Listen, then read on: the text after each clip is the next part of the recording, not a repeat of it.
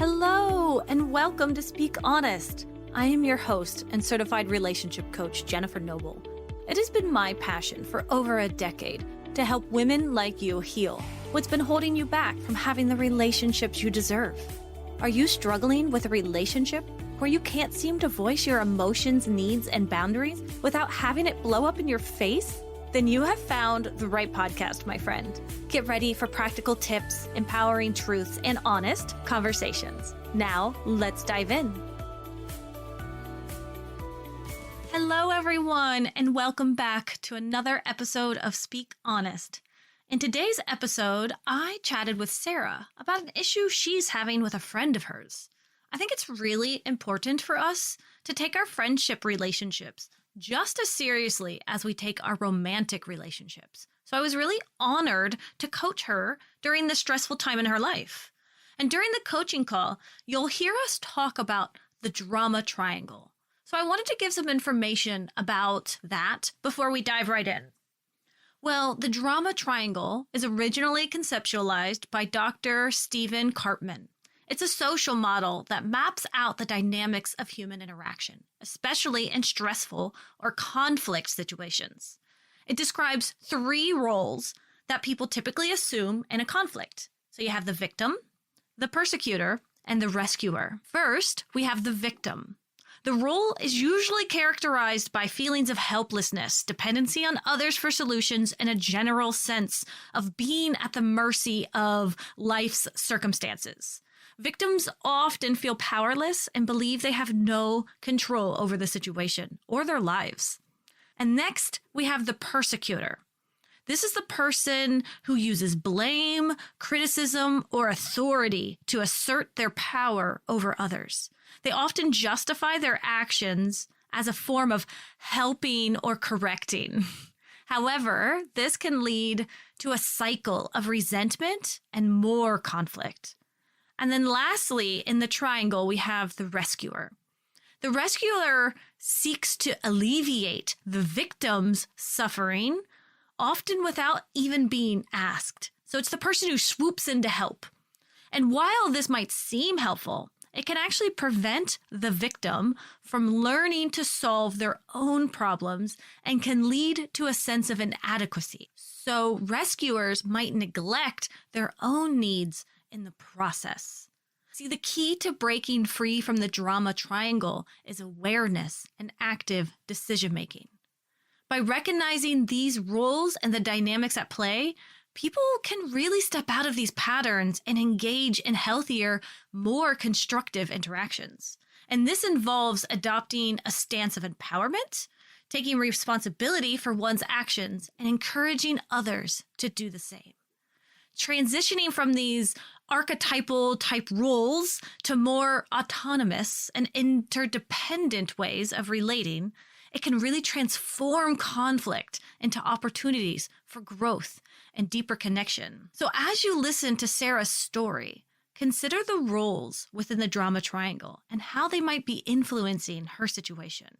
And then I want you to reflect on your own life as well. Do you recognize these dynamics in your own relationships? How can you move towards a more open and empowering interaction? Let's keep these questions in mind as we dive into today's episode. Okay. Hi there, Sarah. Thank you so much for agreeing to be on the podcast here with me today. And how can I help you today? Oh, well, I was thinking about a particular pattern that I have, which I have been working on, but it still keeps rising, coming to the surface. And the pattern is that I am a FA, which is fearful avoidant attachment style. And so one of the things that we tend to do is if we feel, unsafe or we feel that really betrayed, I tend to want to cut off from that person. And so the pattern that I have that is bothering me a little bit is that when that occurs, and it happened recently with a person, and her name is Rachel. And Rachel basically contacted me under the auspice or the idea that she wanted me to feature somebody on my podcast. And she wasn't really transparent, which I knew, and I could feel it. She's like, "Oh, I just think this person would be good for your podcast." But I really, really knew that it was one of her clients. And instead of just saying this would be really helpful for me, so there was already that underlying the interaction that I was like, I'm not feeling good about it. So I interviewed the client of hers, and I said, well, the condition is I'd like to do a podcast exchange because I feel like that'll be beneficial for both of us. And she's like, well, she doesn't have a podcast, but she has a Rumble channel. And I said, okay, that's fine. And so I went ahead and interviewed the person, and it was actually a really good interview, but the sound quality wasn't perfect. I guess my mic was too close to me. It was a little bit loud. So Rachel came back and told me this feedback. And I said, yeah, no, I hear you. But I hadn't mentioned that I can edit it, which I did in the end. She said, yeah, it really didn't sound good. Da, da, da. And I'm like, okay, I can take that constructive criticism. But then she came back to me again and really criticized and said, really, it was annoying. And I was just thinking, wow, I've done this person a favor. She's making money off this client, which she's not being transparent about.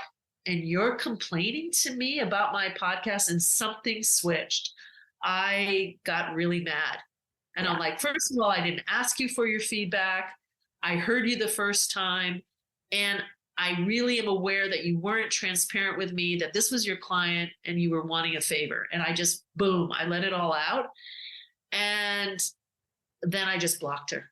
I just I don't want anything to do with this person. I really see who she is. I just was like, I'm done. I was done. Yeah. And I'm like, and I know that's probably not the best solution, but even now, we'll see.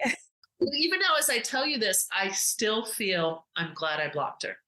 Good. I mean, that makes me happy for you that you have a sense of relief at the end of this. And there's something that I say a lot of times, but it's the action that we do is rarely secure nor insecure. I don't even know yet. So I can't wait to dive into this a little bit more with you to see potentially maybe blocking her was incredibly great for yourself. It was taking yourself into consideration and you set yourself up with a boundary. It could also be if this is a pattern that you have a lot of times or you feel any sort of, shame or guilt around it. We can dig into that too. So it just kind of depends. So let me ask you a couple questions. So first, let me just make sure I'm understanding the situation so you can clarify anything. Sure. So I hear you have this friend, Rachel, and she wanted you to interview someone. And so you were talking with this client so this is a client. So let me just get clear here. So Rachel's your friend. How long have you known Rachel? Probably under a year. Okay. And I started to kind of get a sense of who she was over in the last couple of months, that she's a bit of an opportunist. I know that's judgmental, but I started to get that awareness, but this was like the icing on the cake for me. When I say it was a client, she does social media marketing work. So she was most likely the client had bought a package. And I think at one point she did tell me before she asked me this favor that this person was a client. So I am certain that it was a client of hers. Yeah. But it sounds like that's not your first rodeo with Rachel then. It sounds like you've been starting to kind of have an understanding of maybe she might not be someone that meshes with you or is in alignment with what your needs are. Because the way you were like, I've known her for under a year, but over the months I've noticed things. That's what I'm hearing. Is that right? Yeah. Well, there was another incident with this Rachel, and I won't go into all the details, but there was a betrayal, actually, where we had a mutual friend and there was a silly argument over a bathing suit, which didn't make any sense. And I found out later from another mutual friend that she had screenshot my messages to Rachel and sent it to the friend that I was having a problem with, as well as screenshotting that friend's messages to Rachel, and then Rachel sending it to me. So she basically created this drama. She did a drama triangle. Yeah. Where me, we'll say her name, Leslie, screenshots, and showing Leslie my screenshots of my conversation. And literally the friendship completely broke up because we both were like, wow, why did this person say this? Why did this person say this? So I guess it goes back to that has been in the back of my mind. Like, I don't think I can trust this person. And then this occurred with her client and the podcast situation. So Okay. I think I was already feeling very unsure of her when that happened. Yeah. Oh, yeah. Yeah. I think So that makes there a is lot of little- sense. Yeah. Like, so I think for you, I mean, even potentially the blocking of her, again, I think we can get into that because I think if we want to go full secure, if we want to go full, like, all the way to the point of like, how could we handle this in the future with a future time? Because you've mentioned this as a pattern. So what I Right. think what we might do here is just kind of set you up. This is going to happen again. This is life. Right. Like, Yeah, and unfortunately, like the people we bring into our lives, it's so annoying, but they just keep coming back, like in a different form and a different name and a different person. And so this is likely going to happen again. And so let's give you some more like tips and tools of how to Okay. handle it for the future one. But at the same time, I'm still just, saying, I think it's great that you're learning about Yeah. what you do and don't handle in your relationships. And I think that's a lovely thing. So it sounds like Rachel was already kind of doing this. And I was thinking, have you heard of the drama triangle before? Yes, I have. Okay, I have. yeah. So for those like not sure, it's where you kind of have like this persecutor, I think it's rescuer and victim kind of triangle. And it sounds like the kind of Rachel maybe got you sucked into this a little bit, and maybe she herself likes, the drama of it all. And it kind of elicit people to kind of get that almost dopamine hit off of that, right? So if we kind of see that that's where she's coming from with that. I love that you notice that about yourself though. So with this, you're talking to Rachel's client. Didn't work out. Now Rachel comes back to you now, okay? And now she's giving you, it sounds like feedback, more like criticism. She says it sounded annoying. If Rachel had no history of the past stuff that she did, and she came to you and was like, hey, this is really annoying, how would you have reacted in that moment? Does that make sense what I'm asking? Yeah, I mean, I think that, with feedback, it's always good to ask before you give feedback. Okay. And then give it twice. I would have gotten upset with anybody, because it's like, wow, this is unsolicited. And not only did you do it once, but then you did it twice. And the second time was even worse. I would have said, any friend, like a good friend, I would have said, hey, that's out of line. Like, come on. I heard you the first time. You don't need to keep coming back and criticizing me. And I would have said something similar to a good friend, maybe a little bit softer because I was pretty upset at the time. Yeah. But the interesting thing that ensued after I had that short message, and I'm like, hey, this is not cool. And I know what you're doing. She must have got back to the client because I had wrote the client the day after I published the episode. And I fixed it, by the way. I went in and I used GarageBand and I fixed the sound. And I said, thank you. And I'm looking forward to being on your show. And I never heard back from the client, her client. Yeah. But the person who had agreed to this interchange. And so I was like, well, it's pretty obvious that Rachel's gone and said bad crap about me to the client. And Can I challenge that one? You're welcome to challenge it, but why? It's been over a week and the client has not answered. Absolutely. I mean, I get it. Like, and then let me tell you, I mean, I'm not here to say she did or didn't do it. Right. And right. I noticed that that's where your mind naturally went. And what do we know about where our minds go when we're telling ourselves story? So I got to ask just the typical question of, do you know that with 100% certainty that she went and talked about you? I don't. Yeah. But I'm probably 80% certain. Okay. Because I know who she is based on her past history, right? Based on what she did with me and Leslie and sharing screenshots and creating this drama. I'm not 100% sure, but I'm probably 85% sure she probably did. Yeah. True. And you're certain about this because the client, this person, I don't know, like we can give her a name. Leah, is this who you chatted with? Leah. So Leah, this is the person you chatted with. You guys were supposed to do a mutual exchange, but now she's done talking to you. And you think she's done talking to you because you think Rachel talked about you to her. Is that right? And I get it. I get it. I absolutely get it that you know who Rachel is. I'm not even saying you're necessarily wrong. And also it is where your mind naturally jumped to. Yeah.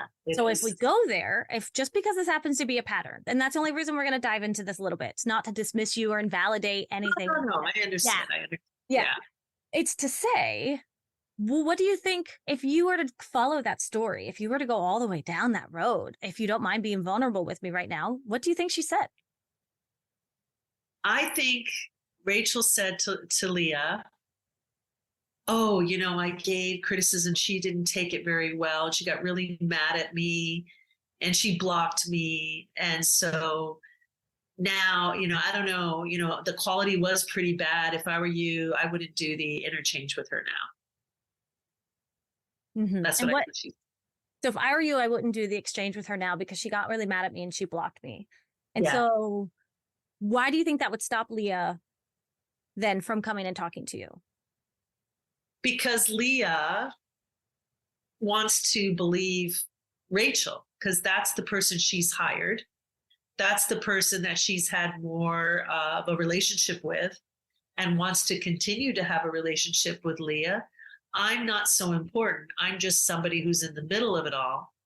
So it's easy to take the side of Rachel because she's got a working relationship with her. So it would make more sense to go, well, Rachel must be telling the truth. Maybe it's better I don't continue to have any, interaction with Sarah down the road. Mm-hmm. Yeah.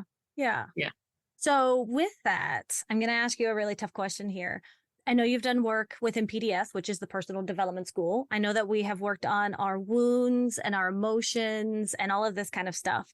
So let me ask you, have you found the wound, I am unimportant, to come up in your life often? I think it's more like I will be rejected. Okay, so you have a bit of a rejection sensitivity going on there? Yeah, I will be rejected or I will be excluded. Yeah. Okay, and why? So this is great. So one of the things that I go a little bit further beyond PDS, and I'm a little bit more into Gabor Mate's work with this, is the difference between a limited belief and an actual core wound.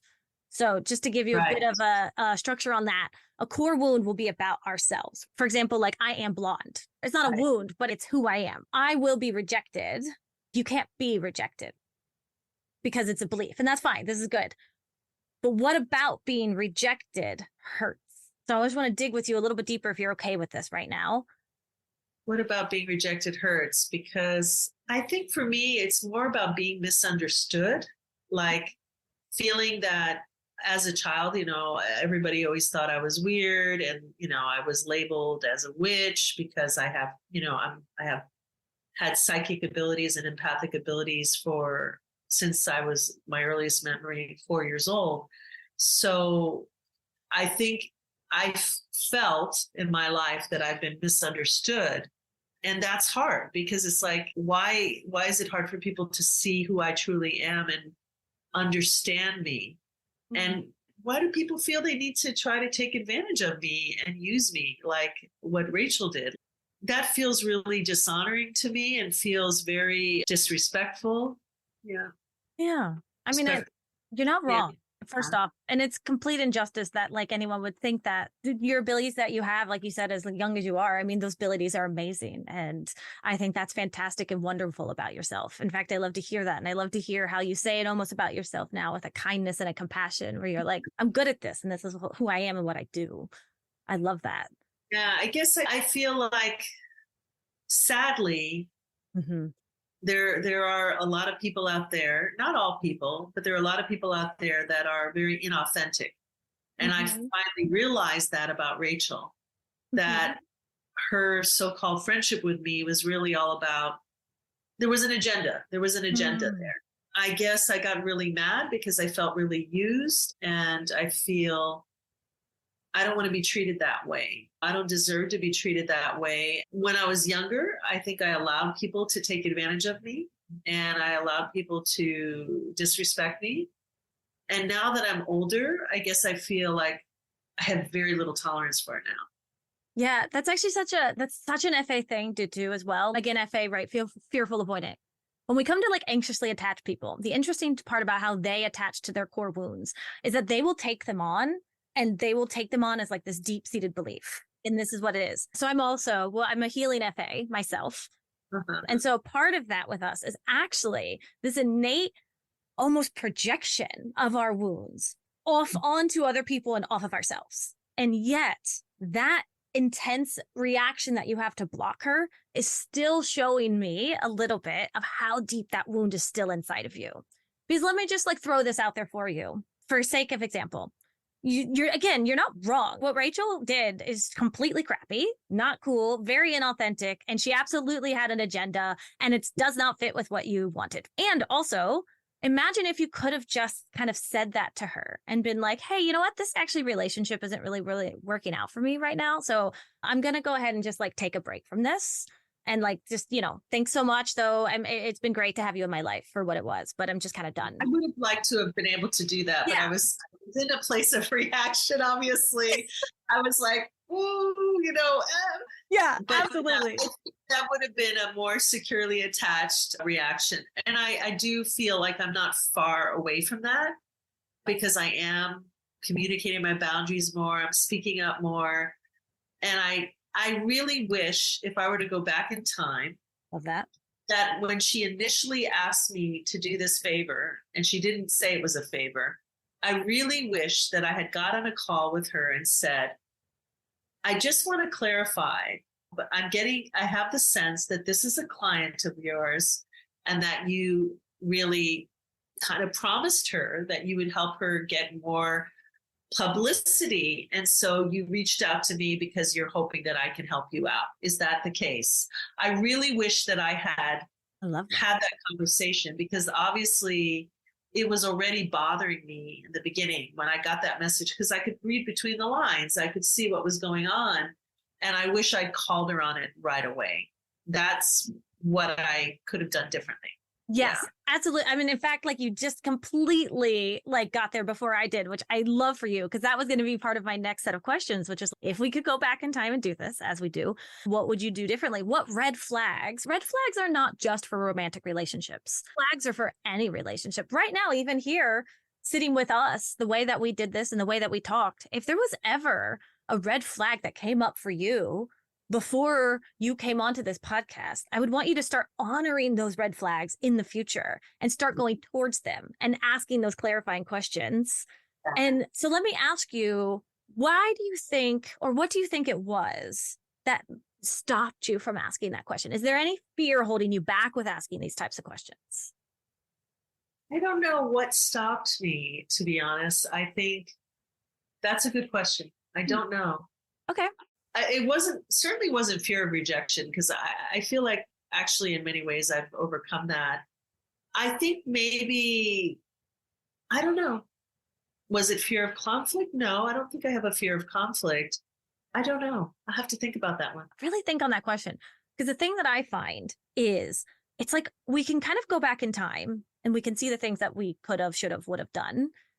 And yet the wounding is within why we didn't do it. So you do have the wound of, I would say, I still hear that I'm not important, mainly because those are the words that came out of your mouth when you were at a time of emotional chargedness as you were telling the story. So I would look into that wound a little bit, see if it might help you to reprogram it a little bit. Like you said, I think misunderstood. Absolutely. Whenever we have a fear that two people are talking about us behind our back, it is a common occurrence that it's I misunderstood then. There is just a link. And I am excluded, I will be rejected. Those are all make a lot of sense. But if you can kind of get into I am misunderstood, I am important. So you can really see to yourself how important you are, how understood you are, how you're safe if you are misunderstood. Because like I would even dig to I am misunderstood a bit more if you can. Because again, it's one of those things, it's someone else doing it. They're misunderstanding you. So when you say like, I feel misunderstood, what you're actually saying, what we are all actually saying is you are misunderstanding me. So it's still a projection feeling. So what does like, so the things that I love to dig even deeper into is what does it matter if you're misunderstood? Like, why is that bothering us? And then we get deeper and deeper and deeper. Have you thought about what about feeling rejected or what about feeling misunderstood is scary? I guess I guess it goes to the core wound of like, maybe I'm not enough or not enough. It's not good enough. Yeah.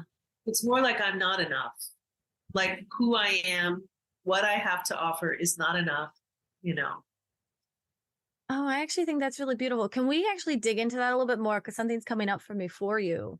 Because I think that's like really powerful to hear just what I have to offer is not enough.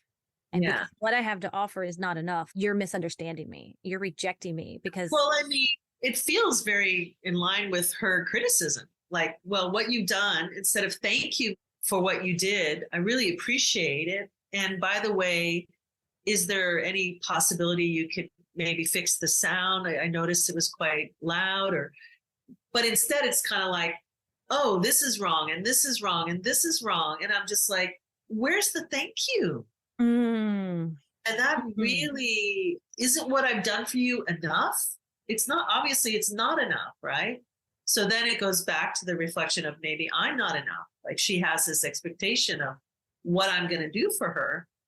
Yeah. And I didn't meet her expectation, which means it looks bad for her with her client. Yeah. No, I mean, that's all true. Yeah. I think that's not my problem. That's not my problem. Yeah. Hey, whatever deal you made with your client, I don't have any. And are you offering me money? Why are you being so critical? I'm not getting any money from this situation. How dare you be so critical of me and have this agenda and not be transparent with me and basically tell me that what you've done is not enough.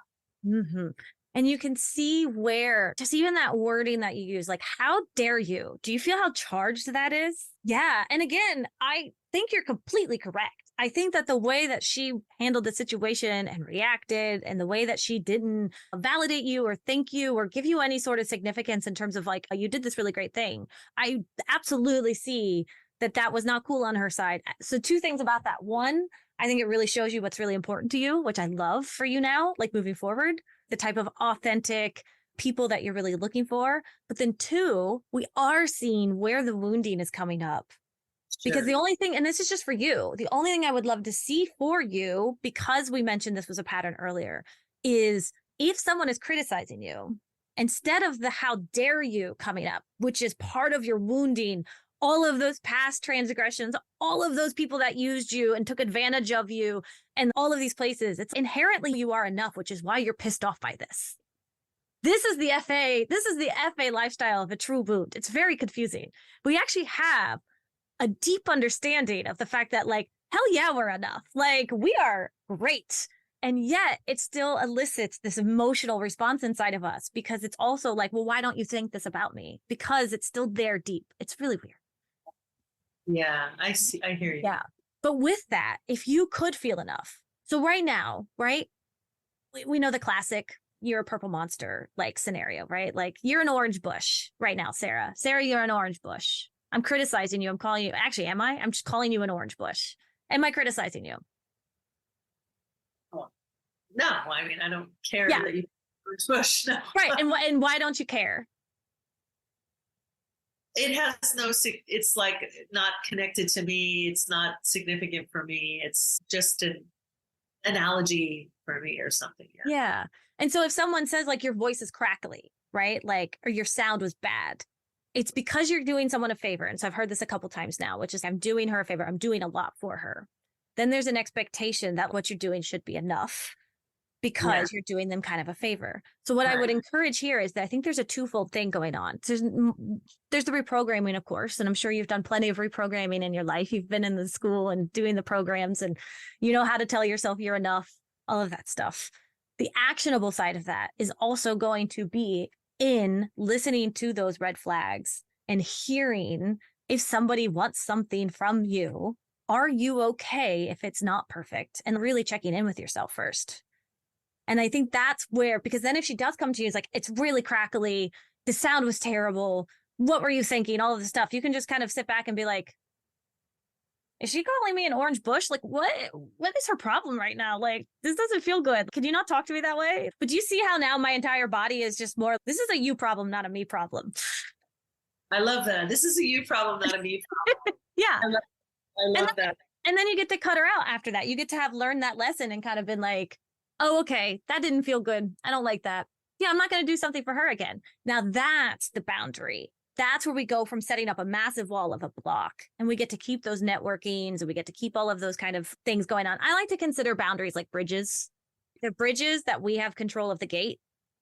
Yeah. So like you set up a bridge with Rachel now, but you put the gate up pretty high, but you're like, okay, but maybe in a couple months and maybe you need something, because it's always okay to, I mean, let's be clear, we're all just basically using each other to some extent in life. I like to say utilizing because I think it sounds better, but it's just, we're all getting our needs met.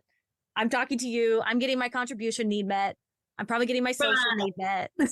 I think it's the difference though. Like for me, transparency is so important. Like don't be like sneaky about it, and then get upset because it's not what you wanted it to be, but I feel like when people are really honest with me, like, hey, can you do me a favor? I really appreciate that. I appreciate transparency. And I think then it's like, yeah, we all have agendas, but it's like, just be honest about it. Just say, hey, I need your help. Like I did with my friend. Last night we went to have dinner and I'm like, hey, would you be able to help me out with moving? I'm not going to go, well, hey, can you come over for lunch? And then just bring it yes. on. Hey, That's by the way, great. I'm moving. Do you mind? I mean, I guess that's what I'm saying about what's the difference between being transparent and not. And I guess I think it goes back to deception. If I were to go deep, like I've had a lot of people lie to me. And my past intimate partner, my husband, there was a lot of deception, a lot of lies, a lack of transparency, gaslighting, all of that. And so I think it sensitized me to people doing that kind of thing. And so I probably overreacted. And I hate the word overreacted because I feel like as a general society, we get told you're overreacting like it's a bad thing. But if the situation is here and your reaction is up here, I guess technically that's an overreaction. And also, my favorite thing about this, though, is it's showing you where to still do some work, because you're not wrong. Transparency is really important. And also it's important for FAs because we feel safer as FAs if people are transparent with us, because if people are transparent with us, then we get to make those choices and decisions ahead of time. Okay. Of course, it makes so much sense. And also we can't control what other people do. So how, right. And this is like the really hard, frustrating part. For example, just so we don't knock on FAs all the time, anxiously attached people really need connection in their lives. And so they need other people to connect to them in a very specific and certain way. And they have high expectations on their partners for this reason, because if their partners act in a certain way, the anxiously attached person stays safe. All of it is just an external projection of trying to keep us safe. So what I would love to encourage for us and to kind of figure out after this session, and you can look into this some more yourself, is people are not going to be transparent with you. It's just the thing. It's going to happen. So for example, this is a beautiful example. I love how you were using the moving thing and you're like, you need help moving. So you invite your friend over. You say, hey, I really need help moving. Can you come help me move? I'll buy you pizza. So let's turn it around the other way. So your friend says, hey, you want to come over and have pizza? I'm going to buy you pizza. Yes, that sounds great. You show up and she's like, great. Can you move that box down to the car? Now what do? What's your next step? Yeah, that's a good question. I think it depends on the person too.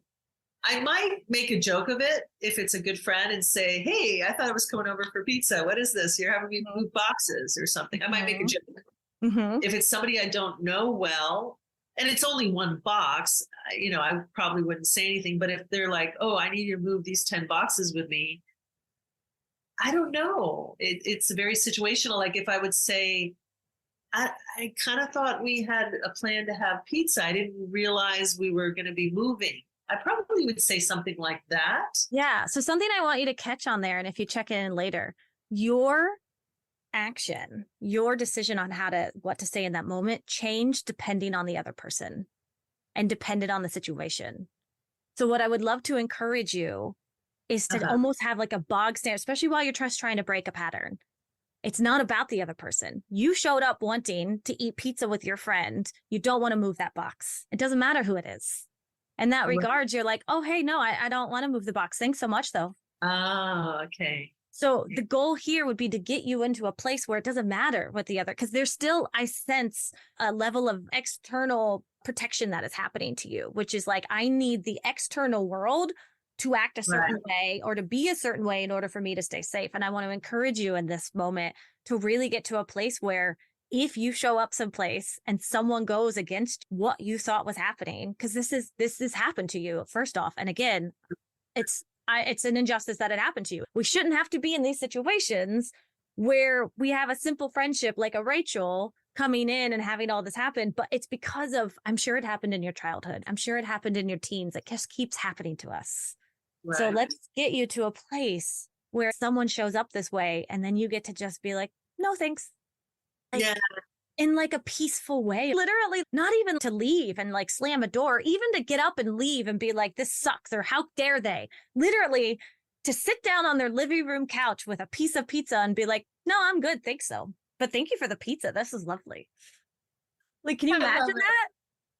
Yes, I could imagine that. I could imagine. Yeah.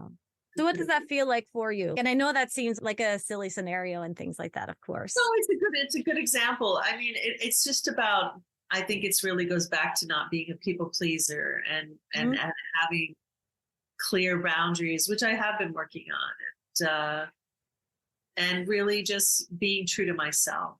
Yeah. Because if I'm true to myself, then there's no reason to get upset with anybody else. That's exactly it. You know, my favorite quote is, I'll probably botch it, but it's always my favorite quote is, the bird doesn't fear the branch breaking because she trusts in her own wings. Oh, that's beautiful. I know. It's like the one quote that just got me through all of my like hardships in life over the last like 3 years as well. Like, it just was like, I realized I have focused so much time on waiting for that branch to break that I'm exhausted. In fact, I will fall when the branch breaks because I'm hovering above it for so long, afraid that it's constantly going to break. Whereas I'm like, wait a second, we have wings. You have wings, Sarah. You're awesome at this. I can totally and absolutely tell just in the way that you're super self-aware and you have all of this knowledge inside of you. So as we finish up here, is there anyone else in your life right now where you feel a red flag coming up? And you think you could be setting a tiny boundary with them? Because these are just tiny boundaries. Sitting down and eating the pizza on your friend's couch when they invited you over. Honestly, that's just a boundary. Say, no, I'm not going to take that box down. But I have time on Tuesday to help you move if you would like. We can set those kind of boundaries. I think the people that I did have red flags with are not in my life anymore. Okay. No, I feel like the quality of my friendships are much better now than they used to be. Because when I was really heavy leaning FA, I had a lot more problems, obviously, that were self-created. It's just this one piece that I'm still working on. So I appreciate your taking me through it and getting a different perspective on things. Anybody else red flags? There was one person. Okay. And I gave this person a lot of chances and he kept messaging me again, trying to form this kind of triangle between me, his ex-girlfriend, who's my good friend, and himself. And this person has alcohol and drug abuse issues. And he kept messaging me and I would respond very briefly. And I did decide in the end, for my well-being and not out of reaction, that I needed to block him because he is trying to get me involved in things that I don't want to be involved in. So I chose in a calm place to block him because he just isn't the kind of person that can honor people's boundaries at all, nor can he honor his ex-girlfriend. And that's a different feeling behind blocking him versus the other person I was in reaction to. So that's what I was going to ask you. If you could sit in that feeling, if you could really feel the difference and you could start to work on that even almost somatically in your body and be like, here's how that felt. This came from almost a regulated, very secure place of blocking him because I knew that there was no talking to him versus over here. And again, what she brought to your life in this situation is just another chance for some exposure work. It's like, do you have like a table in your house and you swear you stub your toe on it every single time you walk past it and it takes like 5 times and then you're finally like, I'm going to move that freaking table, okay? Maybe I'm just incredibly spatially unaware. I don't know what it is. But it takes me sometimes like 5 times of stubbing my toe to realize this table is not in a good place. It's like, move the table. Exactly. And that's all you did. I have the piece of the floor that is raised by the oven that I keep running into, and I can't move that because it's the floor. But it's like, couldn't I be more aware and not keep stubbing my foot on this? So I get the analogy. Be more aware, make different choice, focus on where you're walking. Yeah, and we get to almost be excited about that is what I wanted to get you at a place just before we leave here, is because we get to almost be excited that she came into your life now. If we can really see that and be like, you know what? Thank you, Rachel. Thank you for showing me that I still have a little bit of work I need to do on my people pleasing.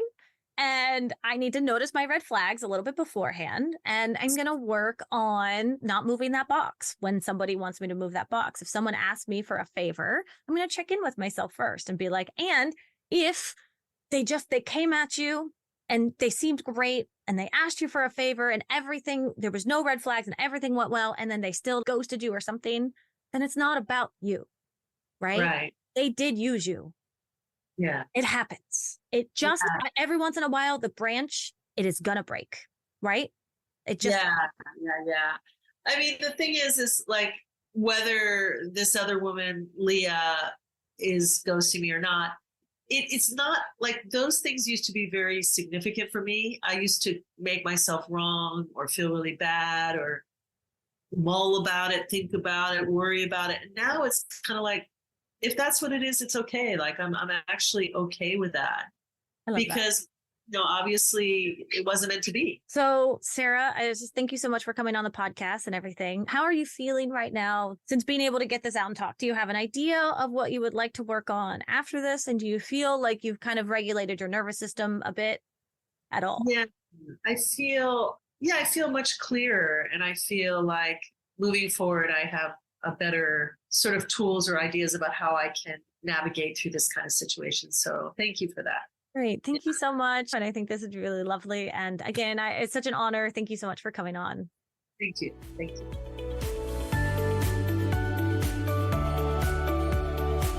I really loved this coaching call with Sarah, and I was really glad that we got to dive deeper into what it means to be rejected and have boundaries.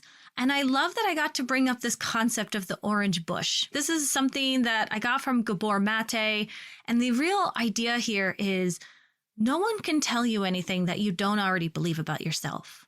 So if someone is saying you're not good enough, that means you believe it deep down. Because if I call you an orange bush or a green pencil or a squiggly monster, you're going to look at me like I am weird, because you obviously know you're not that. And it's the same thing. It's no different than if you were 5'1" and I looked at you and I said, wow, you're tall. See, you don't believe that about yourself because you know you're short. And I say that as like a 5'3" person. I'm quite short. It's these beliefs inside of us that is really what is driving these situations. So what I hope you took away from the episode today is how to identify the drama triangle to see which one of the roles you're in, as well as understanding that the things that people say about us are only impactful if we already believe those about ourselves. If you have a friendship situation that you have going on in your life or any other kind of relationship issues and you want to jump on the podcast with me and get some coaching, I would love to have you on the podcast here. It's an amazing opportunity to get some free coaching as well as helping all of our listeners out there. It's a win-win-win. And that's why I love doing this podcast. If you would like to get in touch with me, reach out to me at my email. It's in the show notes, or join our free Facebook group. It's filled with women like you that are struggling in their relationships. They're struggling on how to communicate, how to set boundaries, and things like this, like the drama triangle. They're trying to just figure out and sort their relationships out in their life so they can live happy and fulfilling lives. If that sounds like something you're interested in, please join our free Facebook group. Until next time, take care. As we wrap up today's conversation, always remember that healing is a journey, not a destination. And it is an honor to be a part of your healing journey. If you want to dig deeper into the topics we covered today, be sure to head over to our show notes where you can find all of the valuable information mentioned in today's episode right there. And please remember to rate, review, and subscribe if you enjoyed today's podcast. Your feedback means the world to us and helps others discover our podcast. Until next time, remember to speak up and speak honest.